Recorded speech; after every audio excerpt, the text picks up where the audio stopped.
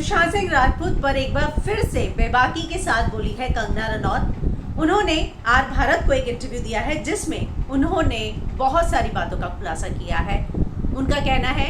कि सारा का सारा जो नेपोटिज्म है फिल्म इंडस्ट्री में इसलिए शुरू होता है क्योंकि बड़े बड़े प्रोडक्शन हाउस आजकल टैलेंट एजेंसी चलाते हैं। और क्या कहना है उनका, मैं हिना कुमावत फिल्म विंडो पर आपको बताऊंगी। वो कहती है नेपोटिज्म शुरू ही यहाँ से हुआ है कि बड़े बड़े प्रोडक्शन हाउस यशराज और धर्मा जो है यानी कि आदित्य चोपड़ा और करण जौहर टैलेंट एजेंसी चलाते हैं और फिल्मों का निर्देशन कर देना छोड़ के उन्होंने टैलेंट एजेंसी शुरू की है। 50% जो है कमीशन लेते हैं, छोटा मोटा भी नहीं लेते, फिर अपने जान पहचान के प्रोडक्शन हाउस में उन्हीं एक्टर को काम दिलाते हैं और जो है ये सारा का सारा चल रहा है। इतना ही नहीं, वो बोलती हैं कि सुशांत सिंह राजपूत जी ने काबिलियत के दम पर अपने करियर की शुरुआत की थी और उतना ही नहीं, उसके बाद कायपोची के बाद जब यशराज के साथ उनका कॉन्ट्रैक्ट हुआ था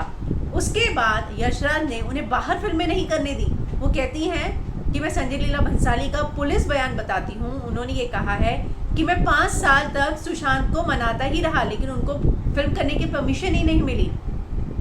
उनका ये कहना है कि जब यशराज के साथ सुशांत का कॉन्ट्रैक्ट था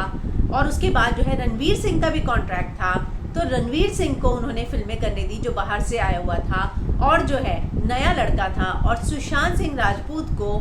फिल्में ही नहीं करने दी और इसकी वजह से जो है उनके हाथ से रामलीला और बाजीराव जैसी बड़ी बड़ी फिल्में चली गई। एक बिहार का लड़का जो इतने सपने लेकर आता है, हर कोई संजय लीला भंसाली के साथ काम करना चाहता है और जब नहीं करने दी गई तो आप सोचिए क्या हुआ होगा। तो कुछ इस तरह से उन्होंने एक बयान दिया है, इंटरव्यू दिया है जिसमें उन्होंने कहा है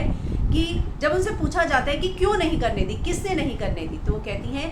कि जाहिर सी बात है कि जो यशराज के साथ कॉन्ट्रैक्ट था आदित्य चोपड़ा, उन्होंने नहीं करने दी और रणवीर को वो फिल्में करने दी। तो जो सबसे बड़ा डिप्रेशन का कारण है वो यही हो सकता है। हालांकि कंगना ने नहीं कहा, कंगना ने सिर्फ यही बात कही कि जब बिहार से लड़का आता है वो करने की सोचता है तो उसको नहीं करने दी जाती। कॉन्ट्रैक्ट था इसके लिए 5 साल, संजय लीला भंसाली जो है उसको मना रहे थे कि फिल्म करें लेकिन जो है उनको करने की परमिशन नहीं मिली। तो आप सोचिए कि एक बिहार का लड़का जो इतनी काबिलियत रखता है, अपने टैलेंट पे ऊपर जा रहा था, उसको फिल्में नहीं करने दी और रणवीर सिंह को करने दी। तो उन्होंने यही कहा कि खुद संजय लीला भंसाली का ये बयान है जो आया है बाहर कि वो 5 साल तक सुशांत को मनाते रहे।